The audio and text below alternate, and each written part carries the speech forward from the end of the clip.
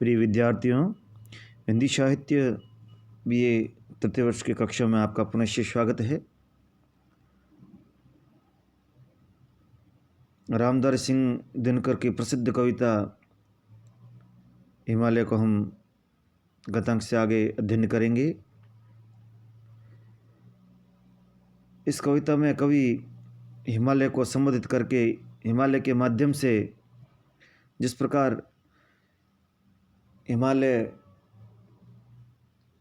भारत की रक्षा करता है, भारत का गौरवमयी मस्तक का काम करता है, भारत का मुकुट है,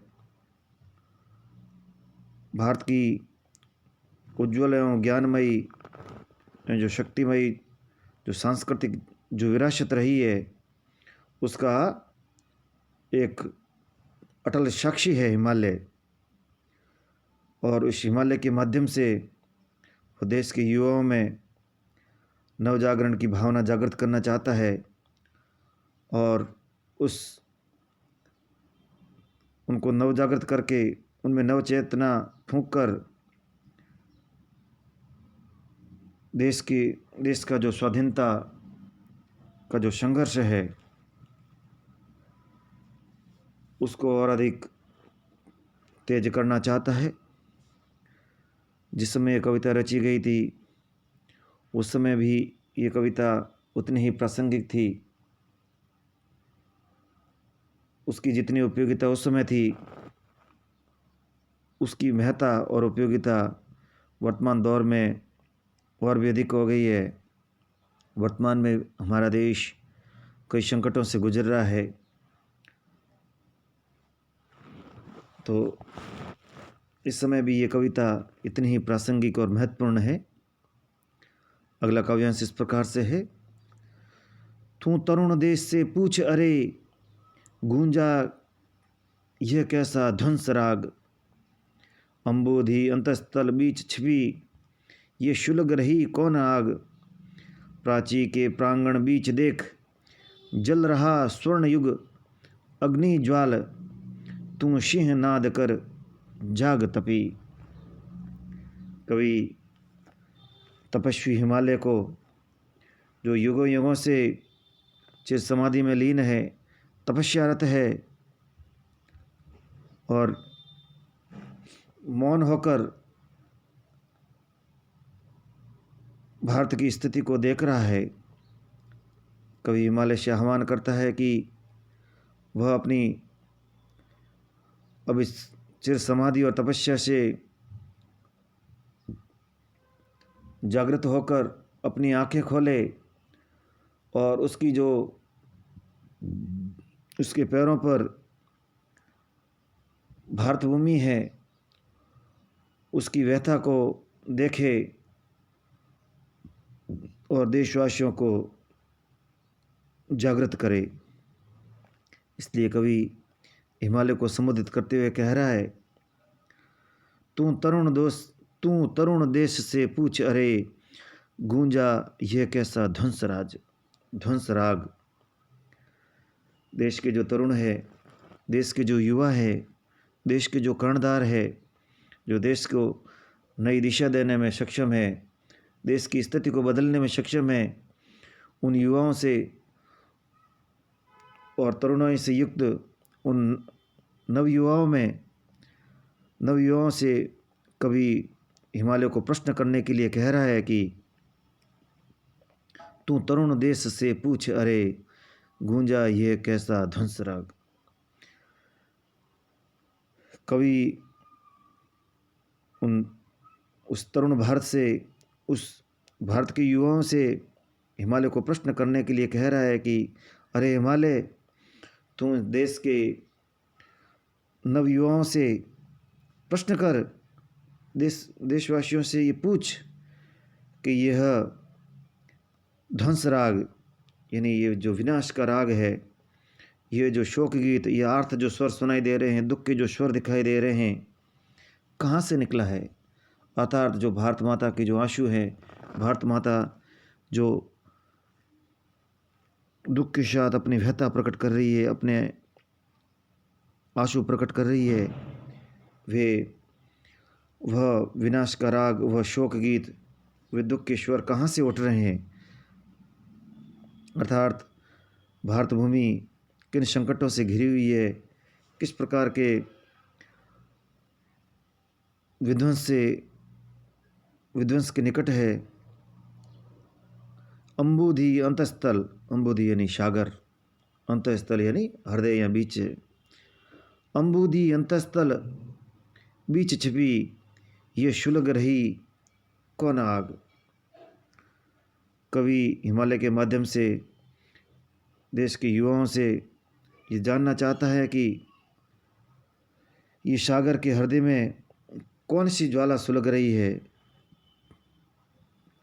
अर्थात भारत भूमि या भारतवर्ष किस प्रकार के संकटों से घिरा हुआ है।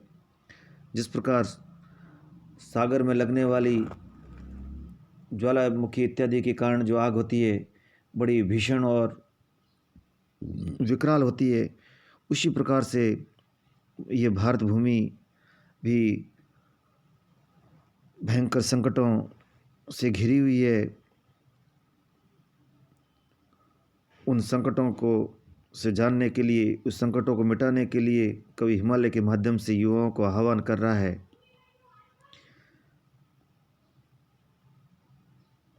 लेकिन ये जो संकट है, ये जो दुख की घड़ियां हैं, ये चिरस्थायी नहीं है।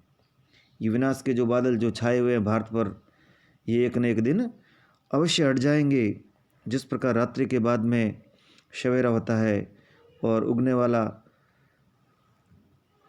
जो सूर्य है प्रभात में, वह नवजागरण का संदेश देता है और साथ में ये संदेश भी देता है कि कोई भी चीज़ चिरस्थायी नहीं है। अर्थात ये जो संकट, ये जो दुख है जिन्हें भारतवर्ष झेल रहा है, यह और अधिक दिन तक नहीं टिक पाएंगे। जब भारत के युवा जब जागृत हो जाएंगे, तब ये जो संकट है ये अवश्य में दूर हो जाएंगे। प्राची, प्राची यानी पूर्व दिशा। प्राची के प्रांगण बीच देख, जल रहा स्वर्ण युग अग्नि ज्वाल।